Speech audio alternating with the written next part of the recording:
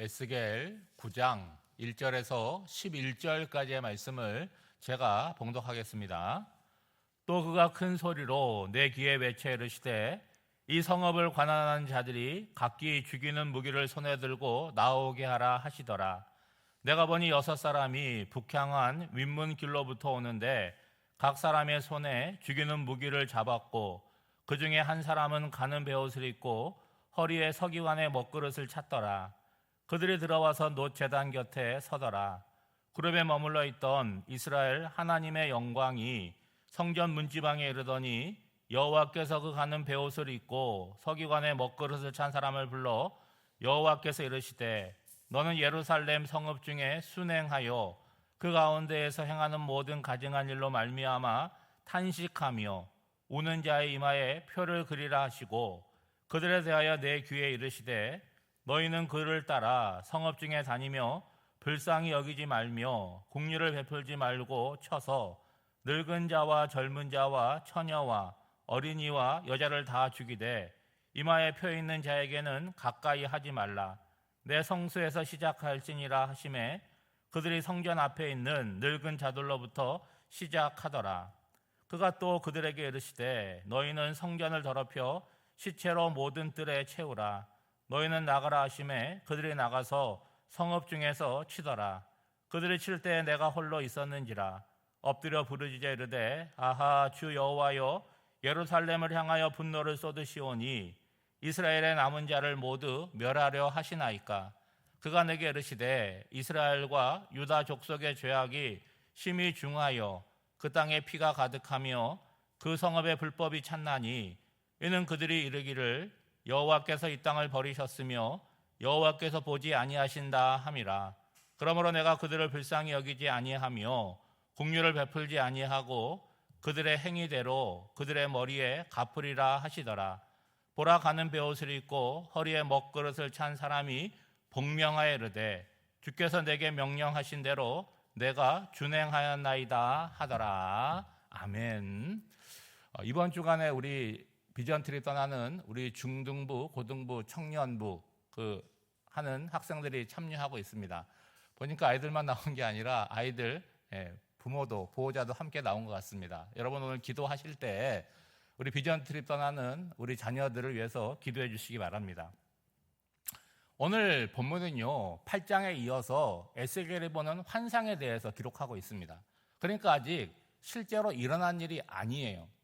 우리도 이제 꿈을 꾸게 되는데 꿈을 꿀 때 우리의 꿈의 그 현실 자체가 과거의 삶을 꾸기도 하고 그리고 시간이 멀리 흘러서 미래에 대한 꿈을 꾸기도 하지 않습니까? 그게 뭐 실제인지 실제로 이루어지는지 상관없이 꿈을 꾸는 그 순간은 어때요? 언제나 현재로 느껴지게 되는 거죠. 지금 에스겔도 마찬가지잖아요.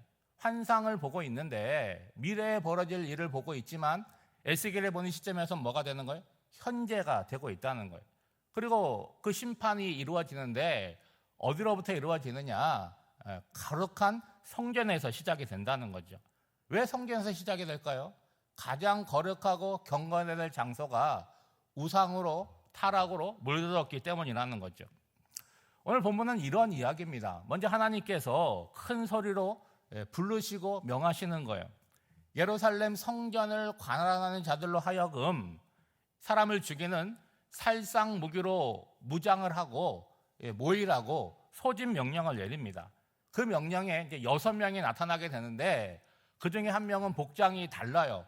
가는 베옷을 입고 있고 허리에 서기관의 먹통을 차고 있습니다. 여러분 가는 베옷을 입는다라고 하는 것은 복장으로는 제사장의 복장입니다. 그리고 베옷을 입는다라고 하는 것은 애통과 슬픔을 표현할 때 베옷을 입기도 하지요. 그리고 옆구리에 먹그릇을 가지고 있다라고 하는 것은 뭐 하려고 그러겠습니까? 오늘 우리로 말하자면 필기구를 가지고 있는 거죠. 글씨를 쓰거나 어딘가에다가 표시를 하려고 그걸 갖고 나온 겁니다. 이제 하나님의 영광이 성전 안에 가장 내밀한 장소인 지성소에 계셨는데 그 영광이 성전 문지방으로 옮겨가고 그 6명 가운데 서기관의 먹그릇을 찬 사람에게 따로 명령을 내리는 거예요. 여러분 4절 말씀에 보면 너는 예루살렘 성읍 중에 순행하여 그 가운데 행하는 모든 가증한 일로 말미암아 탄식하며 우는 자의 이마에 표를 그리라. 그렇게 명령하십니다. 어떤 사람들이에요? 죄에 대해서 두려워하고 가증한 일이 벌어지는 것에 대해서 애통해하고 탄식하고 있는 사람들, 그 사람들에게 표시하라는 거죠. 여러분, 세상은 언제나 문제가 있고 사건이 있고 악한 일들이 있습니다. 그런데 그것에 대해서 전혀 관심이 없는 사람들이 있어요. 나랑 상관없다고 생각하는 사람도 있습니다. 그런데 내가 능력도 없고 힘도 없지만 세상 일에서는 안 된다라고 생각을 하고 가슴 아파하고 애통해하고 나라도 좀 반듯하게 살아야겠다, 그렇게 애를 쓰는 사람들이 있겠죠. 그러면 사회는 어차피 그렇지만 그렇게 애통하고 가슴 아파하는 사람들이 많은 사회는 어떻게 되겠습니까?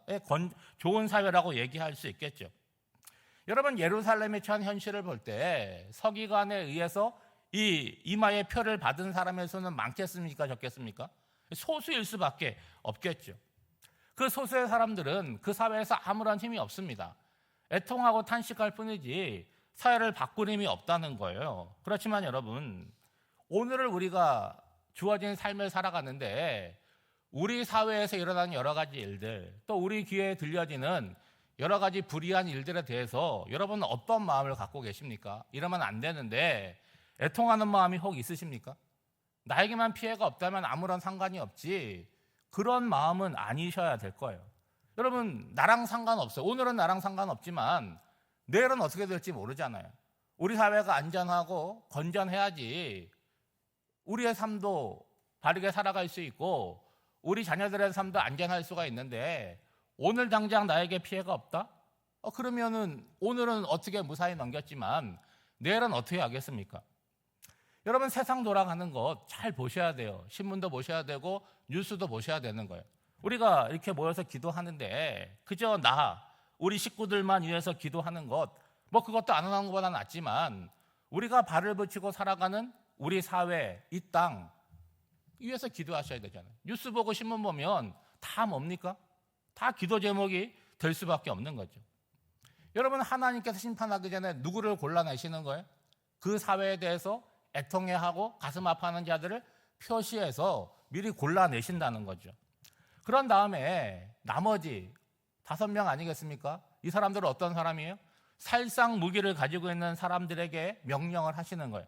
이제 예루살렘에 있는 사람들을 죽이는데 불쌍히 여기거나 국리를 여기거나 인정사정 봐주지 말고 싹 죽이라고 명령을 하십니다. 근데 여러분, 잘 보시면 심판이 어디에서 시작이 되는 거예요? 성전으로부터 시작이 되는 거예요. 오늘날로 말하면 교회로부터 시작이 된다는 거예요. 그리고 성전 안에, 교회 안에 많은 다양한 세대들이 있는데 누구부터 죽이라는 거예요? 늙은이부터 죽이라고 얘기하고 있습니다. 여러분, 오늘 성경에 보시면 늙은이라고 하는 표시에 이렇게 숫자가 적혀 있잖아요. 그 밑에 관주에 보면 또는 장로 이렇게 되고 있습니다. 그러니까 그냥 나이가 많아서 늙은 자가 아니라 어떤 신앙의 경륜을 갖고 있고 교회 중요한 일을 하는 사람들을 이야기하겠죠. 여러분, 성전은 어떤 곳입니까? 가장 거룩한 곳이잖아요.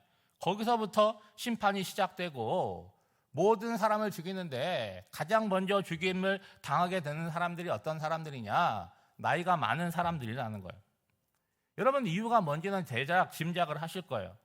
여러분, 성전은 하나님을 섬기는 곳인데 그 기능을 잃어버렸잖아요. 우상 숭배하는 곳이 되어버렸으니까 겉으로 볼 때는 교회 건물이고 성전이겠지만 이미 그 안에는 썩어서 냄새가 나는 곳이기 때문에 그렇다는 거죠. 그래서 늙은이라고 하는 건 어떤 의미가 있습니까? 실수할 수 없다는 거예요. 물론 나이가 많아도 실수할 수 있지만 하나님과 오랜 신앙의 경험을 갖고 있으니까 몰라서 죄를 짓거나 몰라서 그럴 수 없는 자들이라는 이야기를 갖고 있는 거죠. 다만 이마에 표를 받은 자들에 대해서는 건드리지 말라, 그렇게 명령을 하십니다. 그러니까 여러분, 심판의 원칙이 주어졌지요. 그리고 그 다음에 어떤 일이 벌어집니까? 이마에 표를 받은 자들은 제외하죠. 그 다음에 심판이 실행되는 거죠. 어떻게 실행이 됩니까? 시체로 말미암아 성전이 가득 차도록 그렇게 더럽히라고 말씀을 하고 있죠. 여러분, 앞서 말씀드린 대로 환상이잖아요. 아직 일어나는 일이 아닙니다. 그런데 에스겔이 이 환상을 보는 시점은 어때요? 현실일 수밖에 없는 거죠. 에스겔의 눈에는 이 예루살렘 성전 안에서 그리고 예루살렘 성 안에서 사람들이 죽어가는 모습을 생생하게 보고 있는 거죠. 여러분, 에스겔에게 있어서는 그 성전과 예루살렘이 굉장히 익숙한 곳 아닙니까? 거기서 벌어지는 참상을 보면서 어떤 마음을 갖겠어요? 두려운 마음을 갖겠죠. 또 어떤 마음이 있겠습니까? 나를 선지자로 불러주셨는데 이런 상황 가운데 내가 아무것도 할 수 없는다는 것에 대해서 무력감을 느꼈겠죠. 실제로 에스겔이 할 수 있는 건 아무것도 없잖아요. 하나님이 명령하신 것을 전달하는 역할밖에 없습니다. 그런데 어떠한 상황 가운데서도 가장 연약한 자라고 할지라도 할 수 있는 게 한 가지 있죠. 그 한 가지가 뭡니까? 기도하는 거죠. 여러분, 8절 말씀입니다. 그들을 칠 때에 내가 홀로 있었는지라 엎드려 부르짖어 이르되 아하 주 여호와여 예루살렘을 향하여 분노를 쏟으시오니 이스라엘의 남은 자를 모두 멸하러 하시나이까. 차마 심판을 멈춰달라, 그 기도를 못하는 거예요. 왜요? 그들이 범죄하고 그들의 우상 숭배한 것이 얼마나 큰지를 알고 있는 거죠. 그렇지만 뭘 묻는 거예요? 하나도 남기지 않고 다 죽이실 거냐, 그걸 지금 묻고 있지 않습니까? 그 얘기는 뭡니까? 제발 살려달라, 그 간구를 하고 있는 거죠. 그런데 여러분, 선지자의 부르짖는 기도에 대해서 하나님은 단호하게 말씀하십니다. 이스라엘과 유다 족속의 죄악이 너무 크기 때문에 그들의 사는 땅은 피로 가득하고 그들의 성읍은 불법 천지라는 거예요. 여러분, 이방 족속이 아니잖아요. 우리가 에스겔 앞에서 볼 때 그 이스라엘을, 예루살렘을 모든 이방 나라 가운데 한 중심에 세웠잖아요. 중심에 세우는 이유가 뭡니까? 하나님의 영광을 나타내라고 그렇게 말씀하셨는데 결과적으로는 어떻게 됐어요?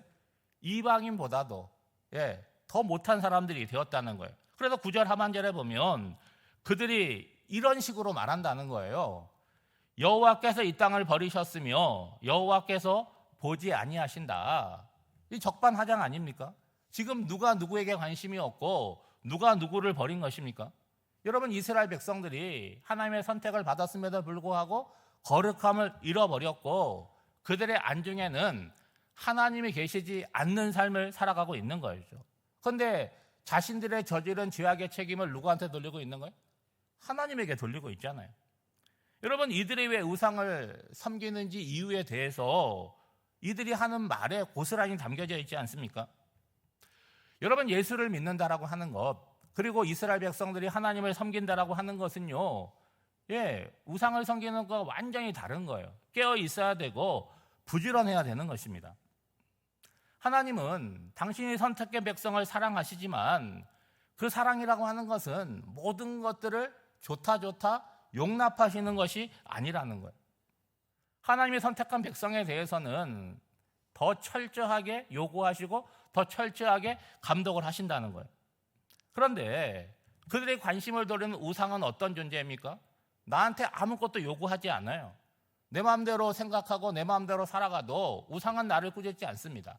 내가 오히려 우상을 여기에 놓을 수도 있고 저기에 놓을 수도 있고 내가 원하는 대로 움직일 수 있죠. 그러니까 하나님은 인격적이기 때문에 관계 가운데 내가 반듯한 삶을 살아야 되고 하나님의 말씀에 순종해야 되는데 우상은 비인격적인 존재잖아요. 우리가 가지고 있어야 될, 그냥 사용할 수 있는 것들을 우리의 신이라고 섬기는 것이 문제 아닙니까? 여러분, 오늘 말씀을 이렇게 생각하시면서 우리 세상에 많은 사람들이 있지만 우리는 예수 믿는 사람이잖아요. 그리고 특별히 어떤 사람입니까? 이 새벽에 교회에 나와서 기도하는 정도로 깨어있는 사람들이라는 거예요. 근데 그게 전부가 아니라 뭐가 있다는 거예요? 더 큰 책임을 요구하신다는 거예요. 오늘로 말하면 하나님의 심판이 이루어지는데 교회로부터 심판이 시작되고 누구로부터 심판이 시작된다는 거예요? 오랜 교회의 경험, 나 모태신앙이다, 나 30년 신앙생활했다, 그러한 자들로부터 심판이 시작된다는 거예요. 왜요? 경험이 많고 책임이 있다는 거죠. 오늘 이 땅을 살아나가면서 세상에 일어나는 불의, 그리고 교회에 대한 어떤 문제들에 대한 이야기를 들을 때 여러분 어떤 마음으로 그런 이야기를 듣습니까? 그저 동의하는 입장에서 맞다, 그렇다로 끝납니까? 여러분, 비난하는 것으로는 아무런 좋은 결과를 가져올 수가 없어요. 우리는 이렇게 생각할 수 있습니다. 내가 무슨 힘이 있고 난 사람 달라진다고 뭐가 새로워질까라는 마음을 갖고 있죠. 뭐 그것도 맞는 말일 수 있겠지만, 근데 여러분 성경을 제대로 보면 하나님의 일하심은 어떻게 나타나는 거예요? 한 사람을 통해서 나타나잖아요. 그리고 평범한 자를 통해서 나타나는 거예요. 왜요? 하나님은 능력이 있으시고 전능하신 분이기 때문에 그런 것이죠. 그러니까 우리가 하나님의 살아계심을 진심으로 믿는다라고 한다면 오늘 이 새벽에 주의 제에 나와서 기도하는 보잘것없는 나의 기도가 하나님께 들려지고 하나님께서 일하시는 기도의 제목이 될 수 있음을 내가 신뢰하며 기도하는 거죠. 오늘 한 날을 살아갈 때도 내가 예수를 믿는 사람이라고 하는 그 책임의식을 가지고 여러분을 보내신 그곳에서 하나님의 사람으로 세상의 빛과 소금으로 살아가는 저와 여러분이 되시기를 주님의 이름으로 축복합니다. 기도하겠습니다. 하나님 아버지, 에스겔의 환상을 읽는 것만으로도 두렵고 떨립니다. 이 무서운 경고가 결국 그들에게 현실이 되었음을 알고 있습니다. 주님, 말씀을 읽을 때 오늘 나에게 주시는 주의 음성으로 듣게 하시고 내 것으로 붙들고 삶을 고치고 새롭게 하는 기회의 시간이 되게 하옵소서. 우리가 살아가는 현실을 직시하며 죄악과 불의에 대하여 애통하는 마음을 주시옵고 내 문제로 여기며 중보기도 하게 하옵소서.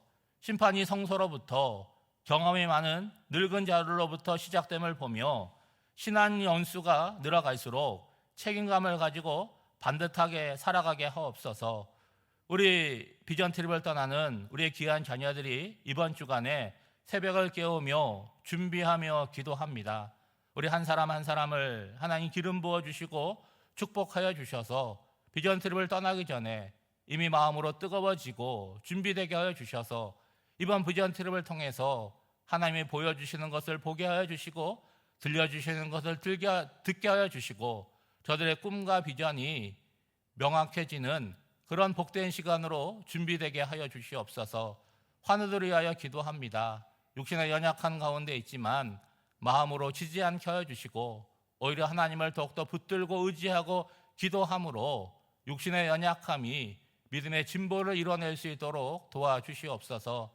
무더운 날씨 가운데 또 하루를 살아갈 사랑하는 성도들의 삶 가운데 주님이 함께하여 주시고 인도해 주실 줄 믿사오며 이 모든 간구를 예수님의 이름으로 기도하옵나이다. 아멘.